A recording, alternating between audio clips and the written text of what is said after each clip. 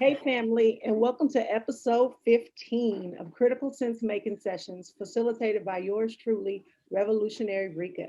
Today's topic is radical healing and transformative solidarity. Today's guest is Dr. G. Reyes. He is an East Bay native who is passionate about many things.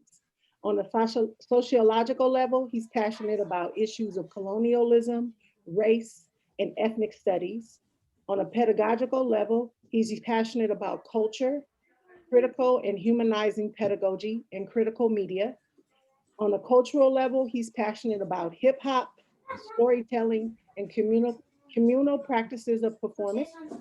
On an everyday practice of groundedness level, he's passionate about Brazilian Jiu Jitsu, photography, and reading science fiction or fantasy from authors of color. And then on an intimate level, he's passionate about his kids, his wife, and his closest homies. Dr. G, tell us a little bit more about who you are and choose one word to describe how you're showing up. Oh, thank you for that beautiful welcoming and greeting introduction, Revolutionary Rika. First, I want to say it's an honor to be here today, and I come to you all on the ancestral homelands of the Wichi and Ohlone, which is important to recognize on an everyday basis, but also in particular on this month of Native American History Month, which often goes unnoticed and in a lot of different ways subordinated because of Thanksgiving. So I want to give recognition to Indigenous peoples worldwide, but also on the land in which I sit on today. So one word, that's a good question. I have to say moved, because just this morning, I caught the premiere of Between the World and Me on HBO Max.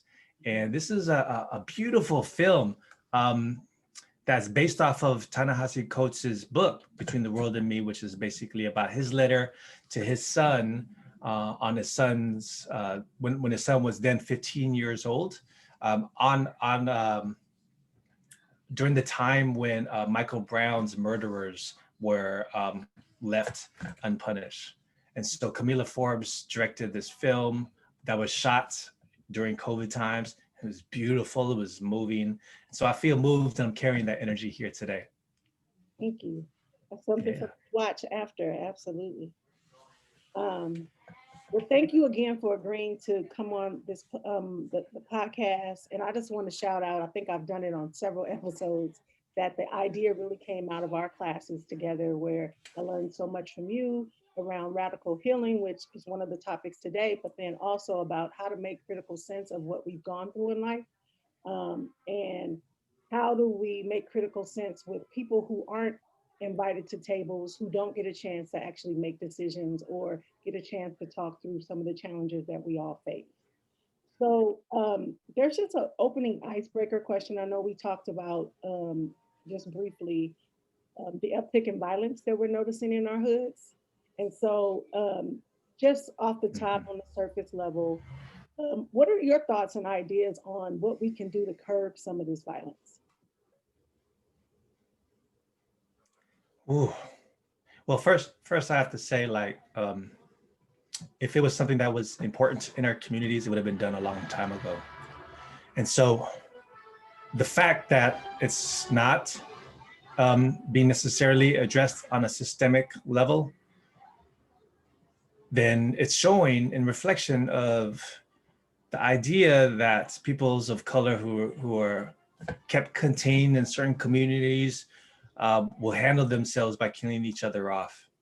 And so I bring that up to say also my connection with it before I offer any thoughts, before I, like I said, I would have, if I knew the answer, I would have figured it out a long time ago and try to do something at that time. But I will say, one, it's important to recognize where we're finding ourselves within that context. I think my history was struggle preceded my birth. I was a child born of Filipino man, Fernando Paulo Reyes of the Taga-Ilogs of the Philippines, and Erlinda Tiglao Reyes of the Taga-Ilogs and Kapapangans of the Philippines. My father was able to enlist in the United States Navy in the 60s. He fought in Vietnam, but his ability to be able to get into the US Navy, where the US Navy had 23 bases in the Philippines at that time, rent free, really speaks to the idea of 600 years of colonization in the Philippines, mostly by the Spaniards, but also by the United States as well. And so under that colonial context, what that does is it's manufactured an identity over legacy to be able to subordinate certain peoples, and particularly to look at themselves as, you know, like something less than, as broken, as needing to be fixed, um, as looking to try to escape our neighborhoods and never look back, and to look back at our neighborhoods like that place was terrible and horrible. And while there were horrible things in there, it singularly defines our neighborhoods and communities as a place of lacking and damage. And so that's a manufacturing, right? And it's caused also by policy, it's caused also by structure, it's caused also by economics, and it's caused by culture, because it makes us also then hate not just ourselves, but hate each other. People who look like and sound just like us. And so I think part of my journey to understand that first had to be, I don't know if it had to be, but this is what it was. I replicated it. So I grew up under conditions where I had to defend for my life, walking streets, not sure about when the next assault was going to come. Even in the schools where bullying, or whatever you want to call it, was normal. It was just a thing. Boys will do what they do. You know, that's just middle school. That's just high school. You know, that type of stuff. It was just normalized. It was never about school leaders trying to say like, no, we deserve a better culture in our school. And so what does it take to do that?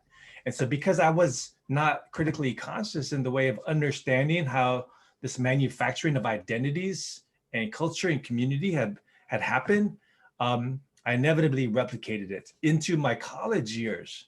Like I had experienced like numerous forms of violence, from just being jumped, to being a victim of a robbery, to even being shot at multiple times. And I eventually said, like, I just got to get out of here. I can't do this anymore. And so I went to school at Cal Poly in San Luis Obispo. And those of you who know San Luis Obispo know it's a white dominated place. And so it felt also then hostile in a different way.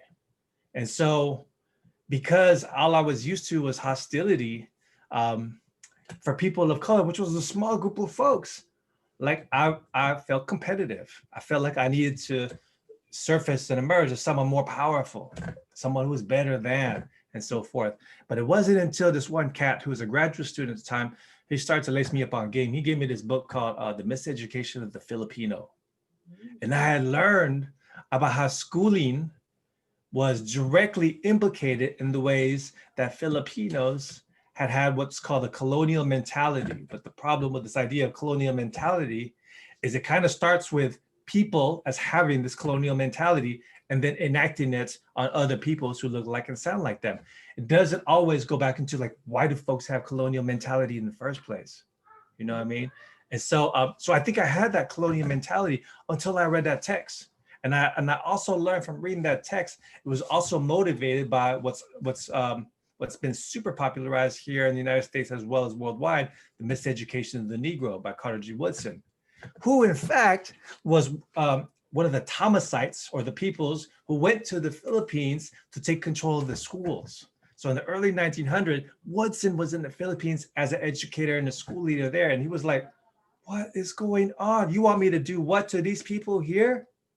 And so he had done that, and he learned about the systemic nature of miseducation. And when he came back to the United States, he was like, oh yeah, this is how that works here. I see where this formula is coming from. And that's when he started to really formulate his ideas of miseducation of the Negro.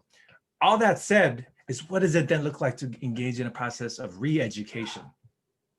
How do we do that? And if we can do that as people who've been subordinated, as people who've been taught and trained to fight each other, despite the rhetoric of like stop the violence, right? Like we hear stop the violence, but no one does anything to change the conditions of the people where they live, where they feel like they have to be violent in the first place, right? They just spit the rhetoric.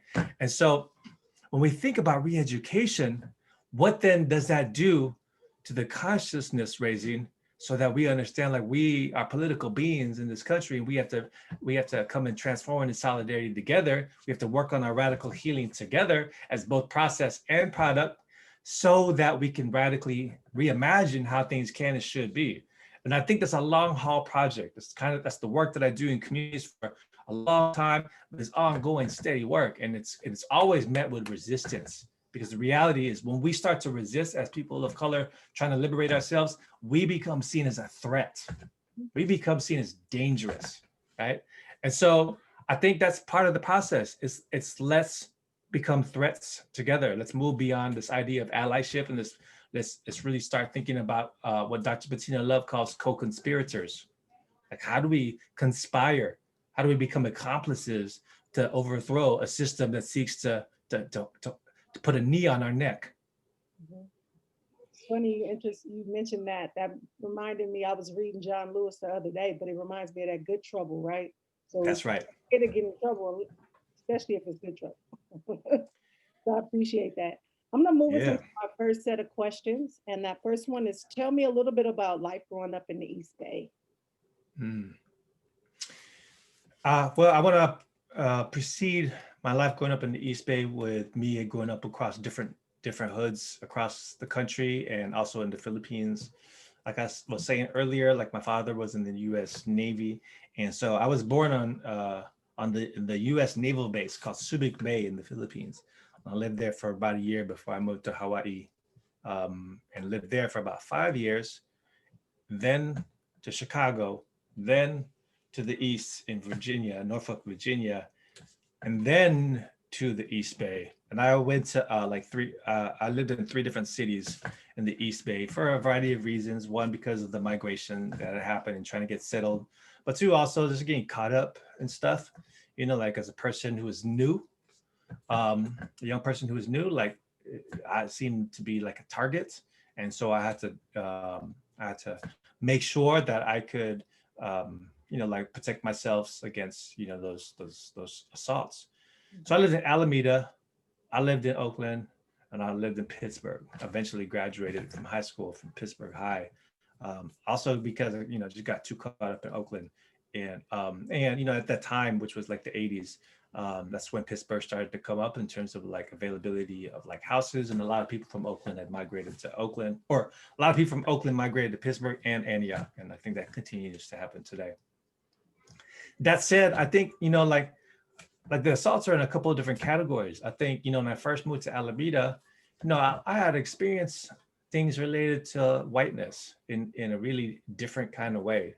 Like I remember, I was at school and I went to this, I don't know, parent, student, teacher type of events at nighttime, the school events. Um, and families will go, and I can't even remember what we were supposed to do there, to be really honest. All I remember is this. I remember like some of my friends had come up to me, or like who I thought were friends at the time, a couple of white kids, and like they were excited to see me, and I was excited to see them. And then my mom, who was with me, my father wasn't around because he was whatever he was as a Navy person. My mom said to me, she said, Gerald, introduce me to your friends. And when she said that in that way, my friends laughed. And I felt this really deep, intense sense of shame for me, of my mom, of how she talks, and I think about the ways in which, like people get made fun of in this country as a way to hurt them and to keep them in a place. And so it's not enough to know English. It's not enough to be in this country and immigrate here. It's not enough to want to subscribe to the American dream and to pull yourself up through this bootstrap mentality. You also have to speak English impeccably. And even then, the idea of speaking English impeccably has to sound a certain way, regardless of the fact that like people across the United States speak English in different ways all over the place. So when you immigrate here, you're on a different level. And so that accent became like a way for me to distance myself as a person who was not first gen, but like maybe 1.5 gen, in the sense that like I was born in the Philippines, but I immigrated here, and then my children are first gen. But it was a way for me to distance myself from those who had went to school in the Philippines and then immigrated here. I like this idea called FOBs, or fresh off the boat, and so forth. And so I carried some of that, what I mentioned earlier, that colonial mentality to really hate on like other folks who had immigrated from the Philippines here or immigrated from wherever. You know what I mean? Like it's all the same. It's the same formula. So I think there was that element. There's the shame associated with looking like me, sounding like me, coming from my own history and traditions and so forth, while being in the United States. But I also experienced like more direct assaults.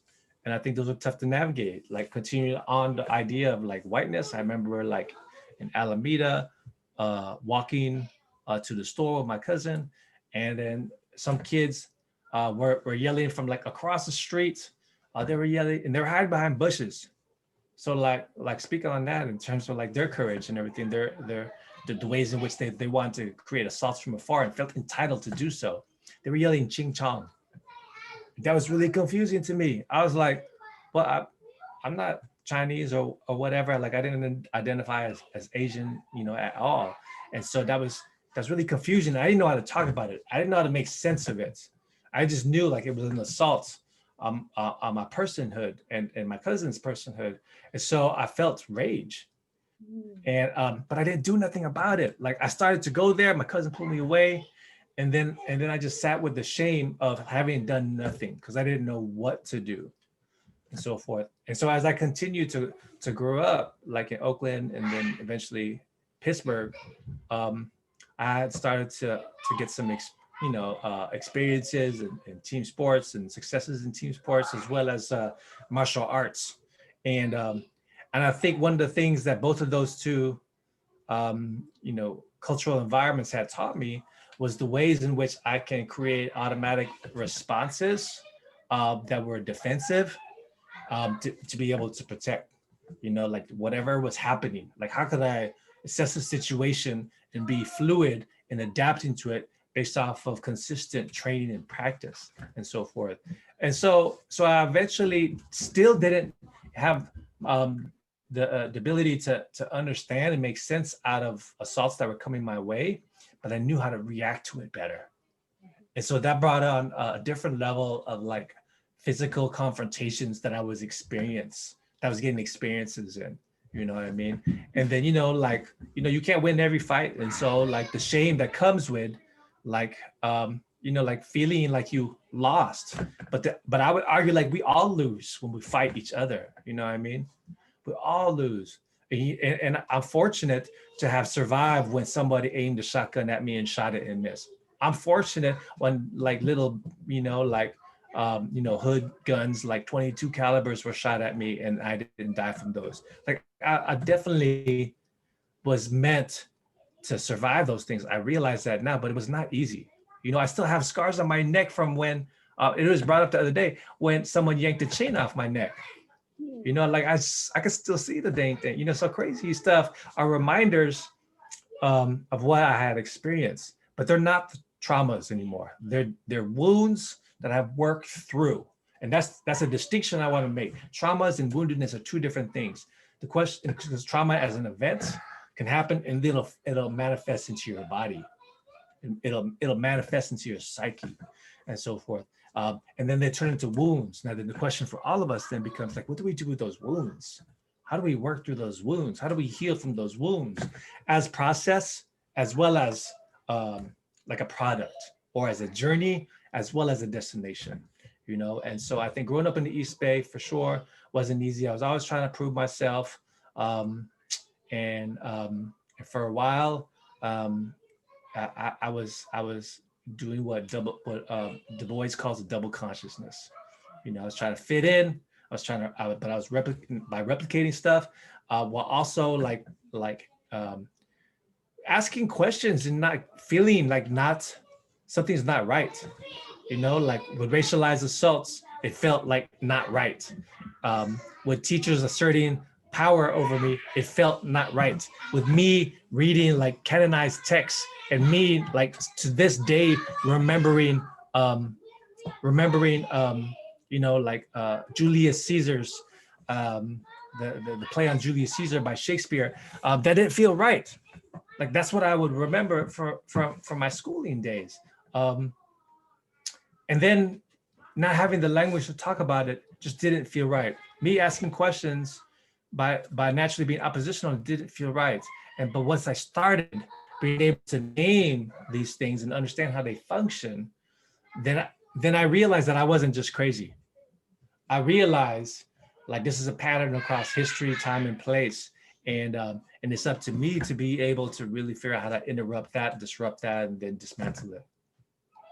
And I think that's been my journey, since is really just figuring out how do I make sense of those histories. So I have to unearth all those experiences that I tried to bury, and then try to make sense of it in such a way where, like I could transform myself, from there. Thank you. That's a lot to take in. Um, yeah. Moving us to our second set of questions, I would love for you to define the terms radical healing and transformative solidarity. Ooh, those are really good questions. Radical healing. Well, let me clarify this word radical first. Radical is basically a reference to a dangerous kind of change. Like change is always happening, but radical suggests like a dangerous change that seeks to disrupt, dismantle dominant ways of thinking, doing, feeling, being, becoming. And so it has to move from what's been seen as dominant. And then Dr. Sean Ginwright from San Francisco State University, I believe he's the one who introduced radical healing. And so when we think about healing from traumas and our wounds, it's often talked about in concept as a way to focus on individual well-being. It's talked about in terms of a destination, but radical healing doesn't absolutely attends to the individual and their well-being, but also to the community health, also to broader social justice, so that folks can interact and act with each other with joy, with hope, with possibility, and not, again, just as a destination, but also as a journey. And so radical healing as a process is active, it's cyclical, it's reciprocal, it's very much about like collective uplift. And so the idea then is in healing oneself and working towards healing oneself, you can then participate in helping to heal community. And reciprocally, as you're working towards community healing, you're also working towards your own healing because you're recognizing your agency to be able to, to be a part of important kinds of change for communities that have historically been left to kill each other, right? Like, which is what we're seeing, like in your hood in San Francisco and our hood in Oakland, which has had like, like so many concentrated like shootings and murders, since COVID, right?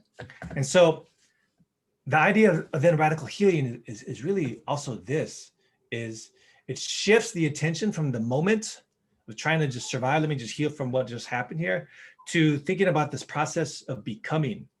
So when we think about becoming as a radical process, then we can invoke what Dr. Robin Kelly calls the radical imagination.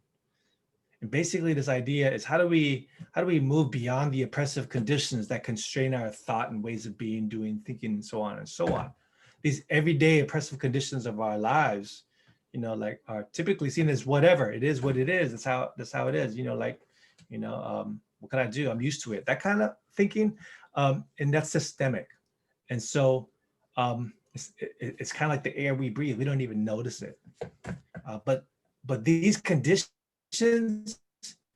it makes us feel hopeless. It makes us feel like, like we can't change and we can't even imagine beyond what is right now.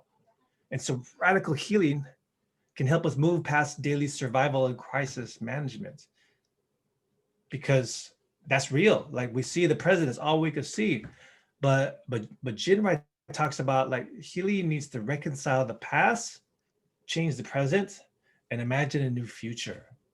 And so that's where hope, imagination, and care can transform ways that communities can be a part of their own empowerment, by understanding the conditions, by problematizing those conditions and working collectively to solve those conditions. And that whole thing is related to transformative solidarity. Now, we're facing multiple pandemics right now, not just the, like the health one, but also racialized ones, economic ones, and so forth. And so going out to, the streets and participating in protests, they're copying the Black Lives Matter t-shirt or the sign. They put it on their businesses, they put it in their houses, all those types of things. They put it in the cars, all bumper stickered out, take their selfies when they go to the events.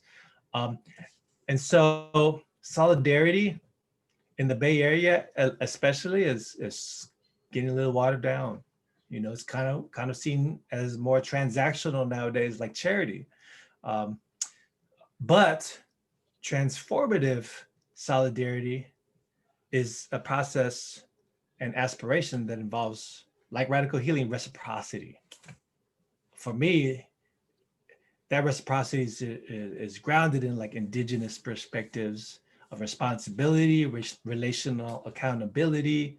Like how do we collectively work together? Because in doing this work together, not only am I working towards some type of material or social change in the community or the context that I'm in solidarity with, but that process also works to transform me as the person contributing to that context.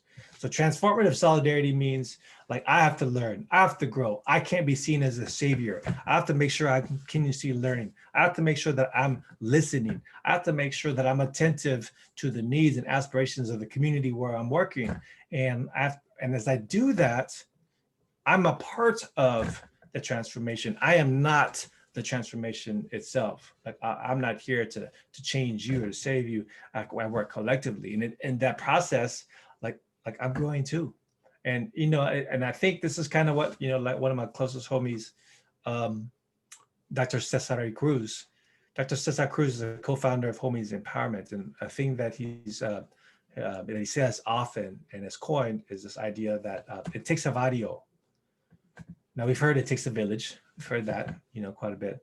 But the vario oftentimes is looked at as a place, like another way to call the hood. It's something that's broken, needs to be fixed. It's void of strength and assets and all that kind of stuff. And so but when he talks about it takes a vario, what he's suggesting is like we take care of us, right? And that's transformative solidarity. Like and if you're not from that community where you work, if you're not part of that racialized group or that gender group that you're trying to support, then you have to understand the difference between allyship and co-conspiratorness, right? Because with co-conspiratorness, you're willing to leverage your privilege to be able to stand in the way of harm when necessary. Otherwise, you bear witness. Otherwise, you listen. Otherwise, you support. And you understand that you're a part of the struggle. You're not the leader of that struggle. That's a lot. I know. I've been going on it. Well, I know it's like I want to stop but I'm not. That's awesome. So I'll move us into this next set of questions and ask, how can our communities work in solidarity during a racialized global pandemic? Oh, that is a really solid question, especially as we think about the inequities that our communities face preceding this pandemic in terms of being able to have connectivity with each other and develop those relations. And when you start removing the spaces that we had before, whether those are the community centers, whether those are the churches, whether those are the block parties, whatever the thing was before, now when you pull that away, then you got to think differently. And not everyone is going to be willing to organize using the computer and everything like that, or willing to build through the computer all the time. So it's a good question, I think what I've seen here in East Oakland, in particular, the Deep East is what we call it. I live in the Eastmont area, is folks are still trying to leverage like old school ways of organizing by signage, by holding outdoor spaces uh, of gathering where people can get basic necessities. For example, one of the groups I work with is Homies Empowerment, and we have multiple branches in our organization, from transformative schooling, food justice, community cultivation. Um, we have this element of community cultivation and food justice that we recently started during shelter in place, which was the People's Freedom Store. The People's Freedom Store was an idea by one of our staff members who was like, like what can we do, to be able to provide for free some basic needs to folks. And so the People's Freedom Store came out of that vision to be able to open up our community center once a week for people to come through and shop for free, hot food, cold food, um, ways to grow their own food, other toiletries, including diapers and baby formula, which are really popular items, so that folks can not just get a bag and then go like the whatever it's called where you just get food at the donation place, but they can get as much as they need. They can feed themselves, take care of themselves for the week, and there's no judgment there at all. Like our approach is to really see whoever's in front of us coming through, these lines to gather their goods as like family members, as friends, as ourselves. Is this idea of Mayan idea of en la kesh, about you are my other me, or this Filipino indigenous idea called kapwa, which is a shared, sense of being. And so like, how do we think about cultivating that during this racialized global pandemic? And I think part of it is, like to be in communication. Part of it is to people sometimes do go outside, and when I walk the block over here or drive around, like I'll see signage that really speaks to Black liberation still in particular, really speaks to like what are our cultural zones, what do we need to always be mindful of as we're contending with the multiple pandemics that are going on. And so there's that visual representation. But like I said, like I saw that film today, Between the World and Me, and I think in another life I was a filmmaker, and I think like what are the potentials of using film, popular culture, as a way for communities to continually work in solidarity? Like how can we continually narrate stories that have been systematically silenced during this time and age? And that requires like all the media folks to really step up the game and do that. But anyone is in media. If you have a phone, you just record yourself, and how do you use that to contribute towards like a counter narrative of resistance? Like we are resisting annihilation. We've been resisting annihilation for generations, and we're going to resist this one too. And so like to remind ourselves about that, and tapping into media, I think can be a helpful way to do that. But also we're safe to be able to provide stuff for folks to get what they need, because they still need to survive the night in order to organize for tomorrow. Mm. And so how much need is there, are you guys seeing in the community? Oh, we got within like couple block radius, we have 2 solid spaces where community members are coming through to get their their daily needs and so forth. And for example, at Homies Empowerment, um, on Tuesdays we open up from 10 to 3 roughly, but the line is constant, and it's going around the block and everything like that. And we serve definitely hundreds of families on that day, and the rest of the days are about like gathering up the goods and so forth to be able to be prepared for that 1 day a week opening. And then there's the Black Cultural Zone, which is like about a couple of blocks away. It's over there in one of the spaces at Eastmont Mall. And that space, you could drive in. You could do like a drive-through and pick up some stuff as well. And I think it's pretty constant as well. And so I think to me that says like, there's definitely a need. People are learning more and more about it as, we continually, like journey through this pandemic. And it's really about like, just leveraging all the other resources that are already there. Like the churches are still organizing as well. Schools are still organizing as well. And I think we're all just trying to figure out ways that we can collaborate together. And sometimes even send some people over, depending on who's providing what need. So we have to be in communication. And so for our last kind of set of questions, would love for you to share anything you're doing to help others experience radical healing. I think, great question. What am I doing to help others experience radical healing? I think this is, regardless of the pandemics, this is always the journey. As I think any schooling, any educative endeavor needs to have healing as part of it. Because if you don't consider healing, then you completely negate and forget about the way schooling has damaged people. It's changed the course of many people's lives. It's, like what people call pipelining, right? Some people call it the school to prison pipeline, whatever it might be. It says like, here are these different pathways and certain peoples have to go here. So I think radical healing has to always be part of a process in our pedagogies as educators.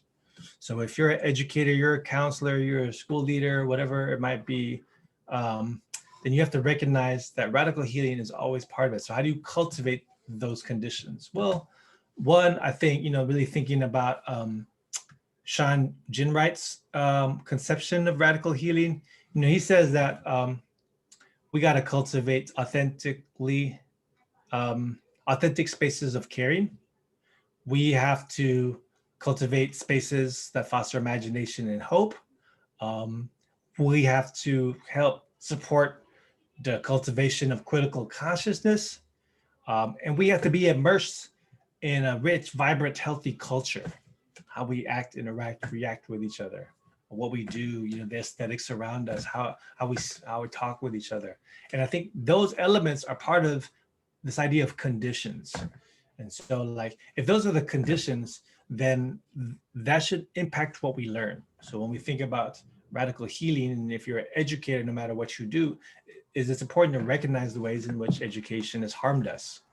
How has it told us who we are or who we're not? I'm not a, and made us think that we're less than. And so when we become adults, and I work with graduate students right now, mostly, they come with a lot of baggage already, So for example, part of cultivating the conditions for radical healing is one, recognizing that we come with baggage. Two, how did that baggage happen? Like when do we start accumulating that? And there are some methods to do that with, such as testimonial, which is a critical race methodology that really focuses on centering upon our experiences as historically colonized, racialized, gendered beings with intersecting oppressions. And so like, if we make sense out of that story, that becomes history, that becomes knowledge. And so having students really work through that process, is part of cultivating radical healing. Also, is, plain and simply, is how do we systematize that in such a way where students are not just experiencing it, but also like understanding what's happening when it's happening, so they can simultaneously experience it, but also think about like, what could this mean for my community? Because again, I work, in higher education with graduate students, but my students like are agents of change themselves. Like they have positional authority in all sorts of spaces. And so what does it mean to disrupt the way in which they saw schooling and education before, or reinforce, like the liberatory ways in which they've seen it before, and then help them continue in their radical imagination process, And I think that's one of the ways that I try to do that in the classroom. I try to do that. I try to cultivate radical healing in the community, like I was telling you before, with like Homies Empowerment and the People's Freedom Store. I try to cultivate radical healing, like when I'm on this thing right here, which, it's kind of crazy times because I can be in multiple time zones like in one day because, the invitations to do this is like, okay, where am I at right now? Okay, I'm in Detroit right now, I'm in LA right now. And so it gets a little confusing, but the point is this, is that like, how can we continue to provoke thought, inspire, folks' spirit to be able to radically impact, their communities, and then how do we also make what we used to see as boundaries, um, make them start to go away more, so that we can have more of a collective, transformative solidarity across, the nation, if not the world, during this time too. And so I've been on this a lot, not just the classes that I teach, but and the organizing that I do locally, but to work with educators from the East all the way to the West. Awesome. That's good. Have you taken any action to encourage others to work in solidarity with other marginalized? Yeah, I think, like the nature of my work is to be with people. And I think the nature of who I am as a person in these spaces is, to influence thought, provoke thought, but also, like cultivate their transformative capacities. If I'm like the teacher, or if I'm like the organizer, and then as like participants in these spaces too, it's about like supporting the journey of whoever is facilitating those sessions. But I think, the way that I try to influence others to do this themselves is because, like what I try to model it, I live it. And so I'm not just speaking theoretically about it. Two, I try to forge connections between peoples. So it's like inviting people into other spaces so that like my worlds start to intersect and layer upon each other, so that they're not just hearing from me, they're hearing from Dr. Cruz, they're hearing from Dr. Duncan Andrade, they're hearing from, all sorts of folks, the homie, Dr. Vajra Watson from Sac State, who like hosted like a really dope open mic across different CSUs the other night. And, like, I think like, there's so many different opportunities to connect. And so I'm part of that connection. That means I invite folks in, but I also like support other people's journey to connect as well, because that way it's not, I don't have to worry about, I have to do all these things here too. Like we're all doing, like lots of folks are doing dope work. So that means I should be participatory in their work too. Mhm. And so, have you created any resources to counteract racialized oppression during the global pandemic? Ooh, I think my main resource is really what I'm able to do, when I'm working with students or when I'm working like on this thing here to provide folks with being able to have a framework to make sense out of stuff and understanding, like what they can do. So for example, I have this thing that I call a practitioner. It's basically this identity that blends together the practitioner, which we all are aware of, with this idea of praxis, which some folks are aware of. Praxis is an idea from Paulo Freire's Pedagogy of the Oppressed. And specifically, it's a cycle of critical consciousness raising as a way to be able to enact critical change. And so praxis means that we learn, we reflect, we talk with each other to make sense out of all these things, and then we work towards some type of change within ourselves, and then within our communities, and so forth. And so I think the ways in which I've really been thinking about the practitioner is like we are embedded in and with communities. We're committed to our communities, and that's important. And we have a critical analysis of why things are the way that they are in the first place. And so oftentimes the practitioner is thought of as a methodical or a theoretical, and I disagree. But when I start to reframe this idea of the practitioner as a practitioner, then what that means is that we are on an ongoing journey to have a sharpened analysis of our conditions across time, space, and place. And so when we think about that, like I've offered 4 different pieces to this framework.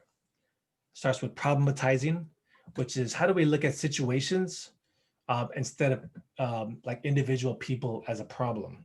And so when we look at situations, we think about like, why are things the way that they are in the first place? And sometimes what that means is that we have to look across history to establish the pattern and realize like this isn't just an isolated event that happened.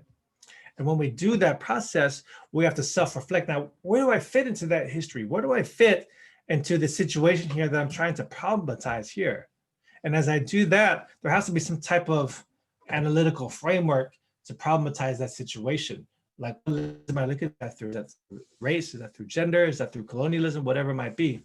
I need to be able to problematize and analyze that situation through that. Now, in doing that process, then you come across the next step, which is about visibilizing.